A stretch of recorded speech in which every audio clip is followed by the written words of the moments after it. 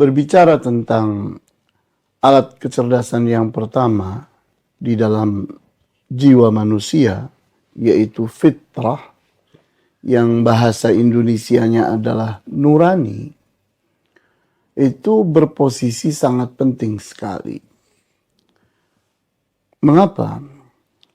Karena nurani inilah yang mampu membimbing dan mengarahkan akal pikiran serta hawa nafsu untuk jernih dalam berpikir, untuk manusiawi dalam berpikir, untuk menjadi manusia yang punya pertimbangan-pertimbangan, di mana apapun yang diputuskan itu harus baik, tidak boleh buruk. Harus benar, tidak boleh salah. Harus bermanfaat, tidak boleh berbahaya. Maka bimbingan fitrah ini sangatlah luar biasa.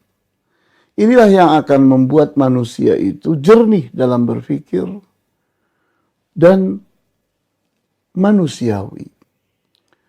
Dengan fitrah ini pula, manusia itu mudah bersimpati dan berempati. Sehingga kalau melihat orang lain berprestasi, orang lain mengalami nasib yang baik, merasa senang, berbahagia, dia akan bersimpati kepada kelebihan orang lain. Sementara hawa nafsu seringkali mengajak orang kepada iri dan dengki. Dan dengan fitrah itu pula manusia mudah berempati. Sehingga kalau ada orang yang mengalami kesedihan, mengalami kegagalan, maka dia akan berempati. Bukan malah merasa senang terhadap kesulitan orang lain, kesedihan orang lain, kegagalan orang lain. Oleh karena itu di sini kita lihat bahwa fitrah itu memiliki posisi yang sangat-sangat penting. Dia akan memberikan asupan-asupan yang membuat manusia itu bersih, jernih, dan manusiawi dalam berpikir. Sehingga jangan heran kalau ternyata orang kafir, orang Islam, orang musyrik, orang yang beragama bermacam-macam, majusi sekalipun bisa bersatu padu dalam nilai-nilai kemanusiaan. Kenapa? Karena mereka dipersatukan oleh fitrah. Mereka semua dipersatukan oleh nurani. Kita ingin mempelajari sebuah ayat yang sangat-sangat penting sekali, yaitu surat Al-A'raf ayat 172. Ayat 172 dari surat Al-A'raf ini, para ulama ahli tafsir menyebutnya sebagai ayat fitrah. Kenapa? Karena ayat ini sedang menceritakan sebuah sejarah penting lahirnya atau diletakkannya fitrah di dalam diri manusia. Sehingga siapapun kalau ingin puas membahas ini, maka dia membuka kitab-kitab tafsir, terutama sekali kitab Ar-Ruh yang ditulis oleh Al-Imam Ibnul Qayyim Al-Jauziyah, di mana Ibnul Qayyim Al-Jauziyah dengan teliti membahas ayat ini dengan pembahasan yang sangat luas, kemudian menguatkannya dengan hadis yang sangat banyak, kemudian mengaitkannya dengan berbagai hal yang membuat kita akan mengerti betul dari ayat ini bagaimana fitrah itu terbentuk. Kita perhatikan. Wa id akhadha rabbuka min bani Adama min buhurihim dzurriyyatahum. Dan ingatlah ketika Tuhanmu mengambil dari anak keturunan Adam melalui punggungnya Nabi Adam berupa dzurriyyah, cikal bakal manusia. Jadi ayat ini bercerita tentang bagaimana pertama kali manusia baru satu orang, yaitu Nabi Adam alaihissalam. Kemudian oleh Ibnu Qayyim al-Jauziyah digambarkan kejadiannya. Saat itu hadis-hadis bercerita bahwa Allah menepuk punggung Nabi Adam. Kemudian berjatuhanlah anak keturunan Nabi Adam. Dan Allah meletakkannya di tangan kanannya. Kemudian wa ashhadahum ala anfusihim alastu bi rabbikum. Kemudian Allah meminta persaksian manusia terhadap diri mereka sendiri. Allah pun bertanya, alastu bi rabbikum, bukankah aku ini adalah Rabb kalian, Tuhan kalian, pencipta kalian? Maka berikutnya para manusia pun menjawab. Cikal bakal manusia ini, dzurriyyahnya manusia ini pun menjawab. Qalu bala. Benar kata mereka. Jadi kita lihat di sini. Pada ayat ini diceritakan bahwa Allah meminta persaksian manusia.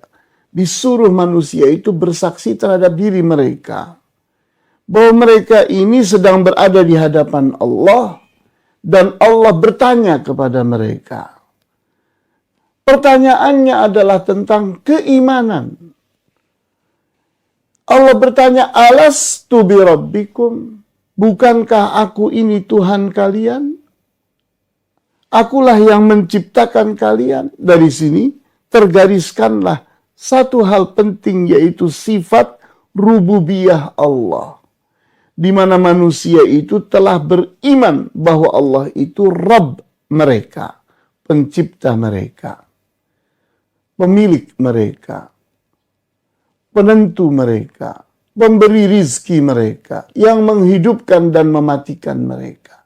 Itu diimani sejak awal, sejak mereka masih berupa benih-benih, berupa cikal bakal. Sehingga ayat ini adalah ayat yang bercerita tentang fitrah. Karena itulah keaslian manusia. Di mana manusia itu memiliki fitrah yang jernih. Memiliki nurani. Yang nuraninya itu sudah kenal Allah. Beriman kepada Allah. Meyakini bahwa Allah itu penciptanya. Itulah fitrah. Kemudian berikutnya, Allah dan para malaikat pun mengatakan syahidna, kami bersaksi. Sehingga kita lihat ini ada pernyataan, ada pertanyaan, kemudian berikutnya ada persaksian. Di mana Allah bertanya, manusia, cikal bakal manusia menjawab, kemudian Allah dengan para malaikat bersaksi. Maka ini adalah perjanjian. Karena ada kesepakatan di sana. Bahwa manusia membenarkan pertanyaan Allah, pernyataan Allah. Bukankah aku ini Tuhan kalian? Manusia mengatakan benar. Bala. Maka pembenaran ini kemudian disebut dengan al-mitsaq. Perjanjian. Karena sebelumnya belum pernah ada perjanjian, disebutlah al-mitsaqul awal, perjanjian pertama. Kemudian, antaqulu yaumal qiyamati inna kunna an hadza ghafilin.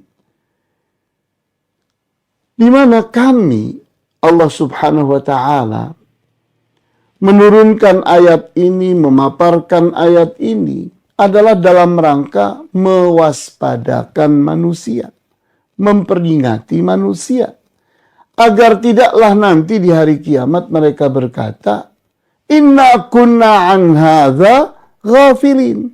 Sesungguhnya kami terhadap hal ini lalai, lupa. Oh, tidak bisa. Allah tolak itu. Kenapa? Karena lupa itu tidak di fitrah tempatnya, di hawa nafsu. Di mana hawa nafsu itu berisikan keinginan-keinginan dan kepentingan-kepentingan. Suatu keinginan atau kepentingan, di saat datang keinginan yang lebih besar, kepentingan yang lebih besar tertutup. Maka lupalah manusia kepada keinginan dan kepentingan yang lebih kecil. Dia akan fokus kepada yang lebih besar. Itulah manusia. Karena manusia itu memiliki hawa nafsu. Sehingga lupa itu letaknya bukan di fitrah. Sehingga fitrah tidak mengenal lupa. Yang lupa itu adalah hawa nafsu. Sehingga fitrah itu bisa dibangkitkan lagi. Di saat seseorang itu dikdaya hawa nafsunya. Sehingga hawa nafsunya itu betul-betul menekan terhadap fitrahnya. Sehingga fitrahnya tidak berdaya.